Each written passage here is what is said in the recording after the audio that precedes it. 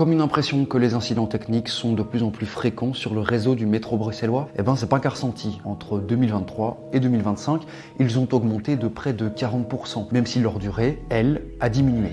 L'an dernier, selon Bruges, la STIB a répertorié 1459 incidents techniques sur son réseau de métro. C'est 400 de plus qu'en 2023. En 2025, on parle de 3-4 incidents par jour, mais c'est pas spécialement des incidents graves ou qui durent très longtemps. Le métro, c'est quand même 6 millions de kilomètres parcourus l'année passée, 140 millions de voyages, donc il faut mettre ça en perspective avec le nombre de kilomètres parcourus et donc de voyages réalisés. La grande majorité de ces incidents concernent le matériel roulant, autrement dit, les rames elles-mêmes. Dans une moindre mesure, les problèmes concernent aussi les aiguillages et le système de signalisation. Les lignes 2 et 6 sont particulièrement concernées. Des rames de métro MX, qui datent des années 70 et 80, y roulent encore aujourd'hui. Avec l'âge, elles sont de plus en plus sujettes aux pannes, des portes défectueuses ou des rames qui peinent à redémarrer. À terme, la STIB prévoit de moderniser ces lignes en y faisant circuler les métros de dernière génération, les métros M7.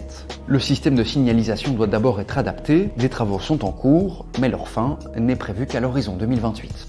En revanche, la durée moyenne des incidents est en baisse. L'an dernier, les interruptions liées au matériel roulant duraient environ 9 minutes. Celles liées à l'infrastructure avoisinaient la demi-heure. En 2024, ces durées étaient respectivement d'environ 10 minutes et à près d'1 heure. Oui, il y a peut-être une augmentation du nombre d'incidents, mais c'est pas spécialement des incidents graves. Et surtout, c'est la durée moyenne d'intervention et surtout la durée moyenne d'interruption pour les voyageurs qui diminue. Donc ça, c'est vraiment très important. Un incident technique sur une rame de métro, en moyenne, la durée d'interruption, c'est 9 minutes. Mais évidemment, 9 minutes pour des voyageurs dans le métro, ça peut sembler très important. En parallèle des incidents techniques, il y a aussi les intrusions sur les voies. Cela se produit tous les jours avec un impact important sur la fluidité du trafic.